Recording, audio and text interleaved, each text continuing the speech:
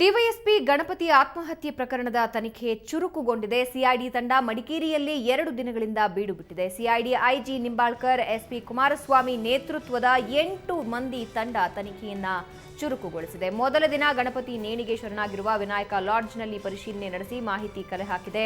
ಎರಡನೇ ದಿನವಾದ ನಿನ್ನೆ ಡಿವೈಎಸ್ಪಿ ನಿವಾಸಕ್ಕೆ ಭೇಟಿ ನೀಡಿ ಮಾಹಿತಿ ಕಲೆ ಹಾಕಿದೆ. ಒಂದು ಮೂಲದ ಪ್ರಕಾರ ಸಿಐಡಿ ತಂಡ ಇವತ್ತು ಸರ್ಕಾರಕ್ಕೆ ಪ್ರಾಥಮಿಕ ವರದಿಯನ್ನ ಸಲ್ಲಿಸಲಿದೆ ಅಂತ ಹೇಳಲಾಗ್ತಾ ಇದೆ. ಇನ್ನು ಪ್ರಕರಣವನ್ನ ಸಿಬಿಐ ತನಿಖೆಗೆ ವಹಿಸಬೇಕು ಅಂತ ರಾಜ್ಯದಾದ್ಯಂತ ಪ್ರತಿಭಟನೆ ನಡೀತಾ ಇವೆ. ಆದರೆ ಸರ್ಕಾರ ಮಾತ್ರ ಸಿಬಿಐ ತನಿಖೆಗೆ ವಹಿಸುವ ಅಗತ್ಯ ಇಲ್ಲ ಅಂತ ಹೇಳ್ತಾ ಇದೆ.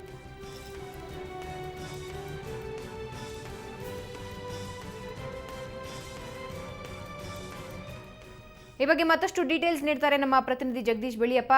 ಜಗದೀಶ್, ಪ್ರಾಥಮಿಕ ವರದಿ ಇವತ್ತು ಸರ್ಕಾರದ ಕೈ ಸೇರುವ ಸಾಧ್ಯತೆಗಳು ಇವೆ ಅಂತ ಹೇಳಲಾಗ್ತಾ ಇದೆ. ವರದಿಯಲ್ಲಿ ಏನಿರಲಿದೆ?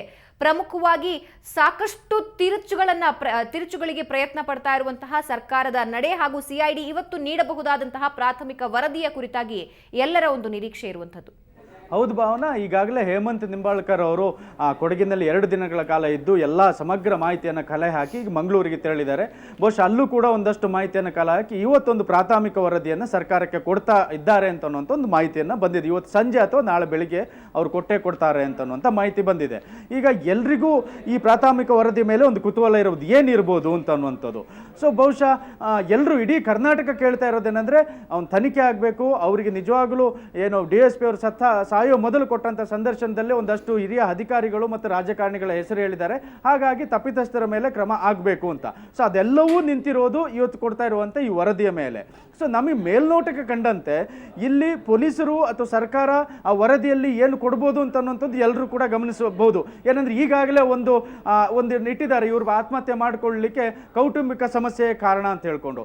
ಜೊತೆಗೆ ಈ ಪ್ರಕರಣಕ್ಕೆ ಸಂಬಂಧಪಟ್ಟಂತೆ ಗಣಪತಿ ಅವರ ತಂದೆ ಕೊಟ್ಟಿರುವಂಥ ಕೇಸು ಕೂಡ ಅದರಲ್ಲೂ ಕೂಡ ಇರುವಂಥದ್ದು ಕೌಟುಂಬಿಕ ಸಮಸ್ಯೆಯಿಂದ ಮನನೊಂದೇ ಜಿಗುಪ್ಸೆಗೊಂಡು ಅವರು ಸಾವನ್ನಪ್ಪಿದ್ದಾರೆ ಅಂತ. ಸೊ ಯಾವುದೋ ಒಂದು ಪ್ರಕರಣಕ್ಕೆ ಫಸ್ಟ್ ಏನು FIR ಆಗುತ್ತೆ ಅದೇ ಆಧಾರ ಆಗಿರುತ್ತೆ, ಅದೇ ಬೇಸ್ ಆಗಿರುತ್ತೆ, ಅದರ ಮೇಲೇ ಈ ವರದಿಯು ಕೂಡ ಆಲ್ಮೋಸ್ಟ್ ನಿಂತಿರುತ್ತೆ. ಹೀಗಿರುವಾಗಿ ವರದಿಯಲ್ಲಿ ಸಹಜವಾಗಿ ಆ ದೂರ ಏನು ಕೊಟ್ಟಿದ್ದಾರೆ ಅದೇ ಅಲ್ಲೂ ಕೂಡ ನಿಲ್ಬೋದು ಅಂತನ್ನುವಂಥ ಒಂದು ಮಾತು ಕೇಳಿ ಬರ್ತದೆ. ಯಾಕೆಂದ್ರೆ ಇಲ್ಲಿ ಸ್ವತಃ ಗಣಪತಿ ಅವರ ಬ್ರದರ್, ಅವ್ರ ತಮ್ಮ ಏನಿದ್ದಾರೆ, ತಮ್ಮಯ್ಯ ಅವರೇ ಈ ಪ್ರಕರಣವನ್ನು ಆದಷ್ಟು ಬೇಗ ಸುಖಾಂತ್ಯ ಮಾಡಬೇಕು ಅಂತೇಳಿ ಟೊಂಕ ಕಟ್ಟಿ ನಿಂತಂಗೆ ಕಾಣ್ತಾ ಇದೆ.